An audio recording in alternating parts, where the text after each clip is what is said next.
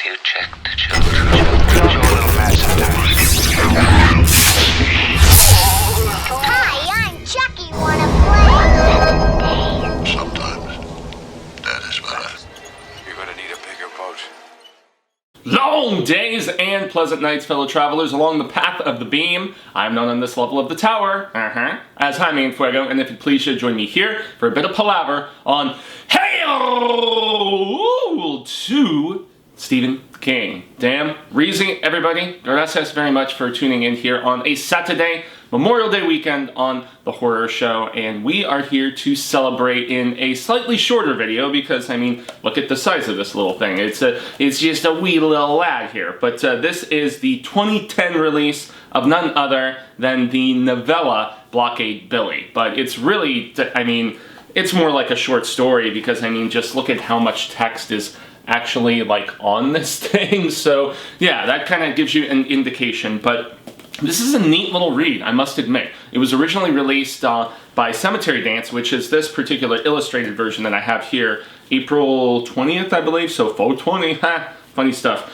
But it actually got its proper hardcover release and also its audio version that had a bonus feature short story called Morality that had previously appeared in Esquire. So that's the version of this, at least I would imagine, most people have as opposed to the Cemetery Dance because I think this one sold out pretty quickly. I sadly don't have the baseball card that came with the first run edition, but yeah, even this little thing was 25 bucks, so it's a little on the steep side. It's kind of like an elevation level of not maybe feeling like you're getting your money's worth, but, you know, for the ultimate collectors, I mean, hey, that's why I have this. But it was later collected a few years later in none other than this bad boy right here, which is The Bizarre of Bad Dreams that came out in 2015, if I remember correctly, just to double check ski. Yes, exactly. And so, yeah, but Blockade Billy, interesting little story here, peeps. And it all surrounds the story of this mysterious catcher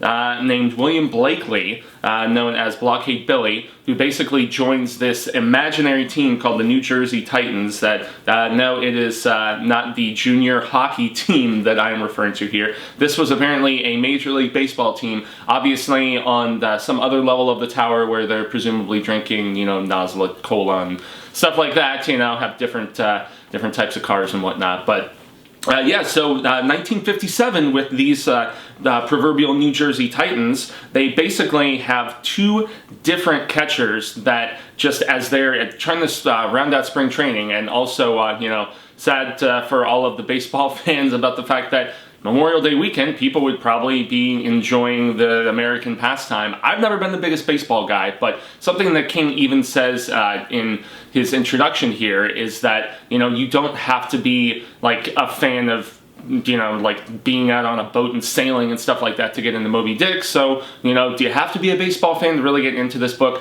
I think that that's kind of arguable because I mean, you have to at least spend, that's less, more so a story about being out on the open sea and more so like, you know, vendetta and so on and so forth, but hey, to each their own, that's at least the way that King contends it, but yeah, being Memorial Day weekend, to circle back to that, circle the bases back to that, yeah, normally we would be watching baseball, or at least some people would, but I'm sure King is one of the saddest people on the planet that his beloved Red Sox, no, not these Gilead gunslingers, but yes, I'm sure he's very sad that he's not watching his Red Sox this weekend because of the fact that with, you know, quarantine and the Rona, as a particular baseball player called it recently, who was trying to get paid, blah, blah. Yeah, there's no baseball right now, there's no sports of any kind right now, regrettably, and baseball is typically like a, I don't know, it's a standpoint, a steadfast bit of summer for a lot of people, so, you know, sad not to have that for those who enjoy, you know, throwing balls around and rounding bases and stuff, but yeah, it's an interesting little tale because, as I said, those two catchers go down with the quickness. One of them, who is apparently like a super boozer and is very talented, that guy, yeah, he runs over a housewife and kills her, and he goes to prison for manslaughter. And then the other guy, like within the span of, it's funny how the narrator within the span of 48 hours mentions that this other catcher who is the replacement goes down too, because he decides to actually have like one of those proverbial standoffs, you know, at home plate when somebody is running the bases and trying to get that run, and gets clobbered the hell out of him and ends his career essentially, which really sucks. And so yeah, the one thing that I will say, you know, even though I'm not the biggest fan of baseball, and it is fun because Sai King puts himself into this story, I still felt his love of the game in the way that he put this story together, and just the recollections of this older guy who was in a zombie hotel, which is how he describes this old folks home that he's staying in. He describes with such just love and affirmation and affinity just the way that the game was first and foremost played back then, how it was rougher and tougher and so on and so forth, and you know, but just also that genuine love for baseball. And yeah, so it's essentially our Sai King is seated in this nursing home, and this guy is recounting the start of this season and this mysterious third catcher, this William Blakely guy, who comes on from what is it, the AA or AAAs or whatever. Basically, he comes from the minors to replace, and then becomes this, it's a watershed moment. He is this badass who everybody gets behind, and they start calling Blockade Billy, because as opposed to that previous catcher who gets the hell knocked out of him and his career is ended when he makes that standoff at the plate, this guy is a bad mofo, and he is like flooring peeps who are coming and trying to contend for that run. And so this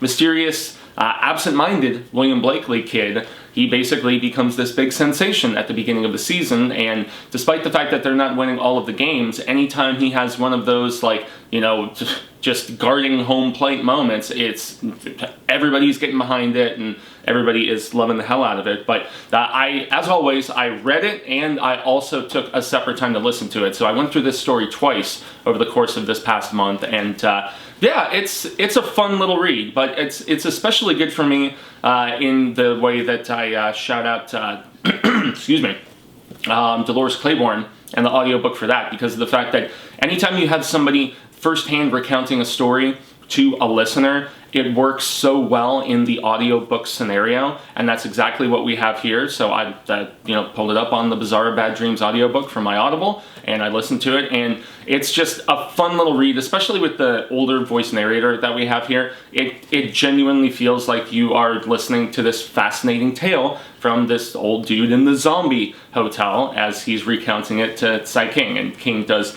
also poke fun in the introduction about the fact that he put himself into the story. But yeah, so William Blakely, despite being absent-minded and a little bit weird, becomes this big sensation. But there is something odd that happens in the very first game that he plays when he makes his debut, and it's the fact that this guy who has this big contentious run near the end of the game, one of the superstars on the other team, and I'm trying to remember if it's the Red Sox or the Yankees or whatever team. It's been a few days since I read this story, but of ill importance. It's like a rival team of theirs, so to speak. And he claims when he's going for that you know, tying run or winning run or whatever it is, that the kid sliced his ankle or like heel or something like that with like a razor blade or with his fingernail or something of that nature. And the kid denies it after the game, but there's just something very reserved and very weird about him, and the fact that he's always talking to himself, and even on top of that, like, he just, even when people talk to him and mention important stuff, he often just repeats it in, you know, as many words a lot of the time even. So it's almost like the dude isn't necessarily thinking for himself. You know, he's almost like I don't know, like a wind-up doll or something weird of that nature, but he becomes this big thing, and it's amusing they even have this fake baseball card on the back as well, if you guys can actually see that. So, yeah, I mean, as they say here, William Blakely, catcher, New Jersey Titans. William Blockade Billy was a surprise call-up to start the 1957 season for the New Jersey Titans due to the freak loss of veteran catchers Johnny Goodkind and Frank Faraday right before opening day, and he might just turn out to be the greatest rookie in the history of Major League Baseball. So this is actually what's on the back of the card, which is kind of funny. Less than a month into the season, Blakely is on pace to break every rookie record on the books. He's slugging home home runs and charging around the bases like a bull seeing red. This is too funny. Yet his defense is even better than his bat, if you can believe it. Orange signs declaring road closed by order of Blockade Billy are popping up at every home game, and the legend of Blockade Billy is taking America by storm. That's why we've issued this first ever mid-season rookie card for William Blakely. We can't wait to see how his amazing rookie season ends. We know it'll be one for the record books. And it definitely is one for the record books because Mofo's season does not last very long, you know, so whereas they're initially winning some games, there is also, like, there's some issues with the kid, and not even what I've mentioned. So there's this catcher who is trying to make his way into the Hall of Fame who is on that team. You know, he wants to go to Cooperstown, or whatever the hell that place is called. And so he starts basically thinking of Blakely as his good luck charm, but, you know, the main dude, the skipper, or whatever the hell they call him in baseball, I often forget, but, you know, the manager of the team, basically, and I should also mention that Granny is... he was like the equipment manager, and he's like the third base coach. He's the one who we're getting this entire tale told from. So that's the proverbial perspective and stuff. But the manager of the team, he's like, yeah, so-and-so thinks that he's a good luck charm, but I don't know if he's a good luck charm or if he sucks luck, you know? Because whereas this guy is trying to get to his, like, it's like his 900th win, or 200th win. So Danny Dewson, yeah. He's trying to get to his 200th win, 900 would be absolutely insane for a catcher.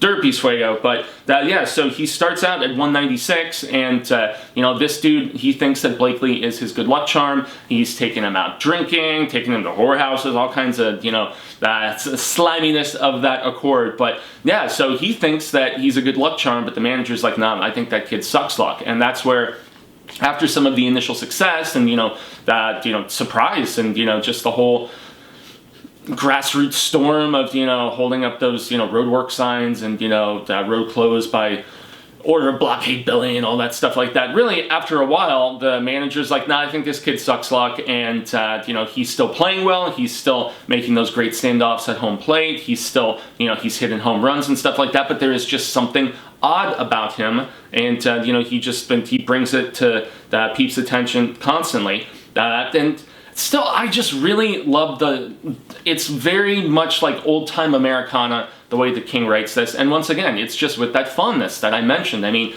strange phrases like getting to the park early before God's even gotten out of bed yet. Stuff like that is just, I don't know, it endears itself in just a very sweet way, and you can tell how much King loves baseball. It's very much in the same affinity as a story called A Face in the Crowd, which was another short that I've reviewed here. That was one of the very first Hail to Stephen King episodes. I reviewed that along with, I believe, Throttle and In the Tall Grass, and it was just a trio of uncollected collaborative stories. But he wrote that one with Stuart Onan, who he also collaborated with on Faithful, which is where they were chronicling the 2004 Red Sox season. That's a nonfiction one that I still have not reviewed here on the channel. I've thought about it, especially with people just wanting baseball stuff to discuss right now. For those who are into baseball, once again, I'm a soccer and a basketball guy, you know, real football, as I call it, football real. But nonetheless, I mean, I'm sure there's a lot of people out there who they're starving for baseball stories. So yeah, if you're into that, definitely check out Faithful if you get the opportunity. I know there's a deluxe edition somewhere around there for it, but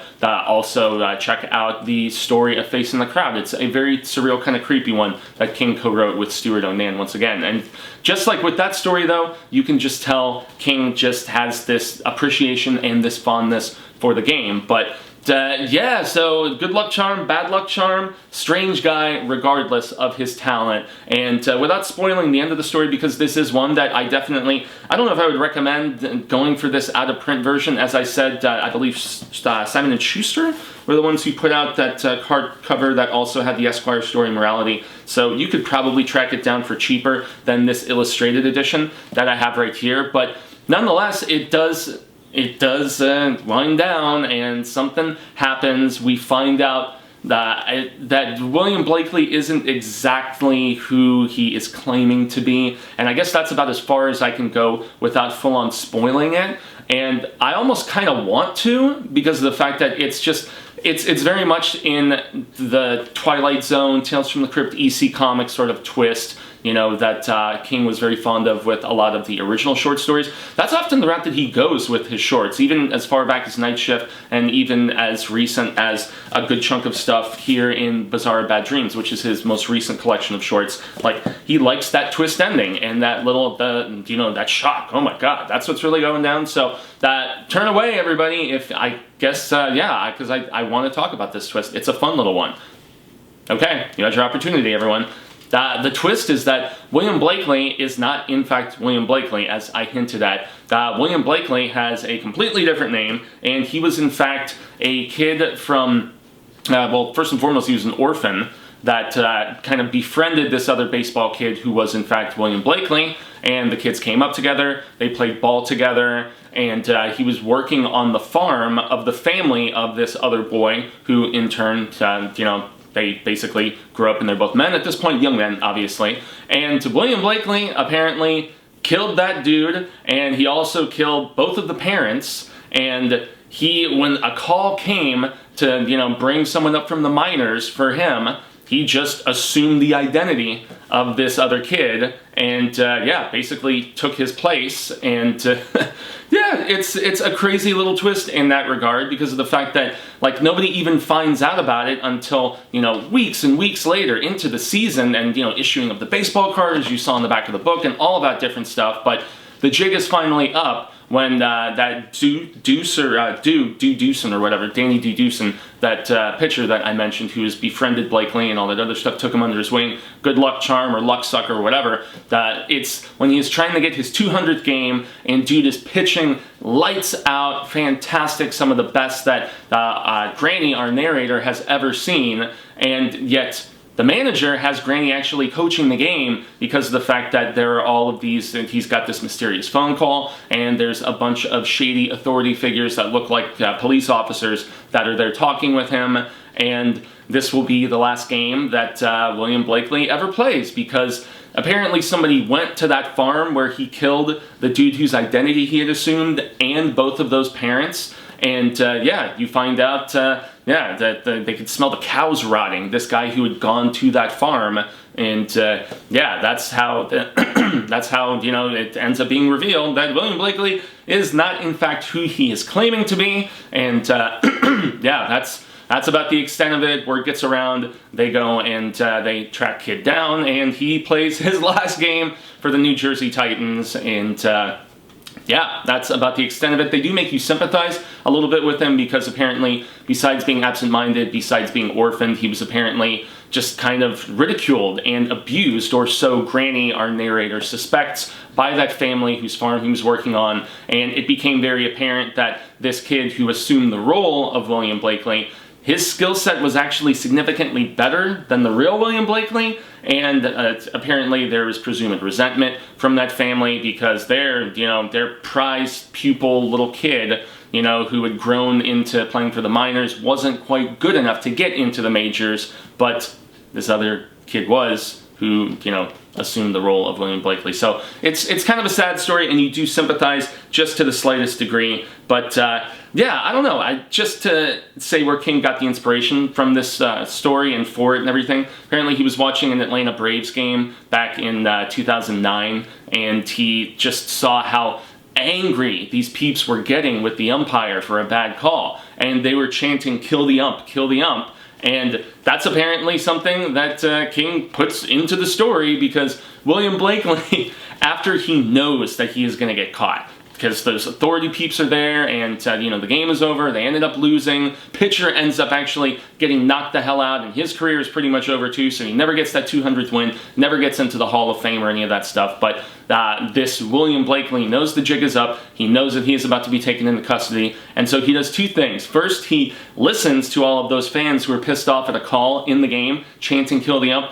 He goes and he kills this contentious umpire who has been butting heads with, Danny Dewson, that pitcher, throughout the entire story and the season so far. And then also, lo and behold, after he is actually taken in by the authorities, he swallows a bar of soap and kills himself. It's like really demented, crazy shizzle, man. And that's essentially the way our tale ends. But Granny, the narrator, he still speaks with such you know, just absolute love and affirmation and affinity, as I mentioned earlier. And I mean, he ends the story with just talking about, even though the game is played a little bit different, he's like, well, Mr. King, I think I'm talked out.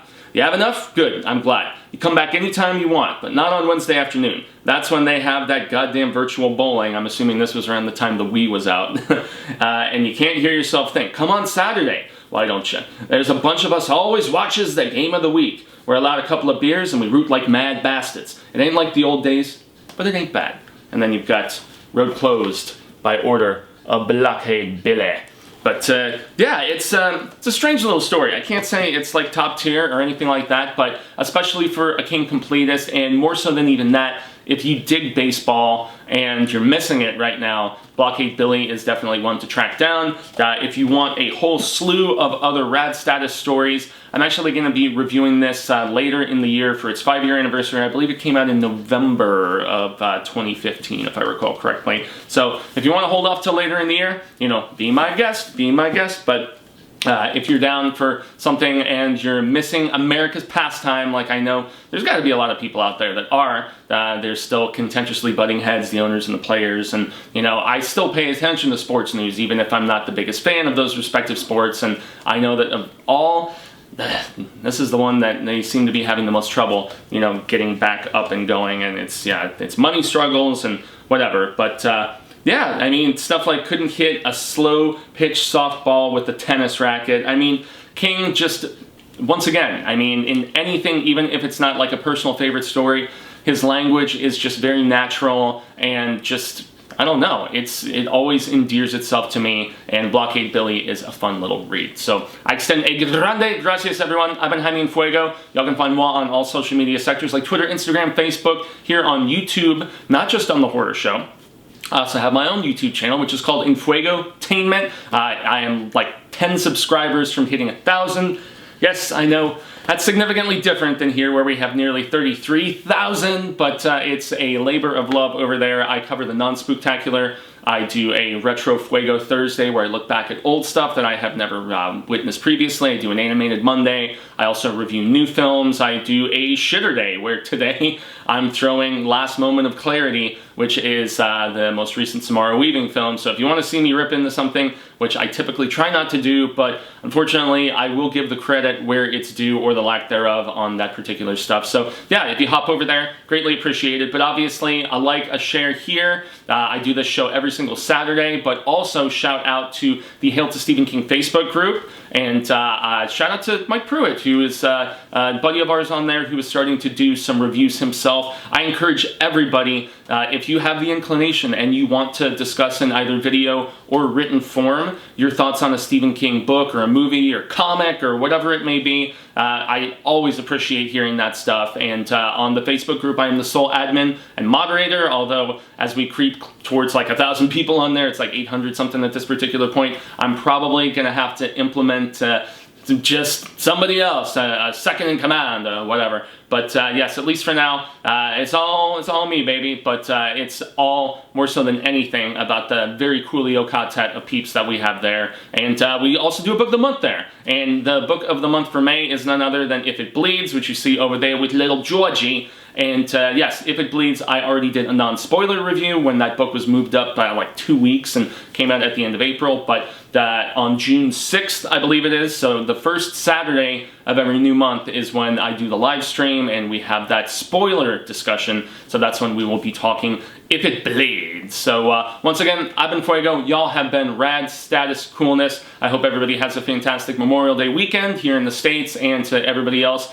across the pond, across the globe. Much love to you. Say thank you for tuning in. And until the Reel of Ka comes around once more, hasta luego, sen amigos, constant readers and viewers alike. Say thank you for your appearances here. Greatly appreciated. And yes, until next time, stay scared and read Stephen King. And this is a fun little one if you get the chance to track it down.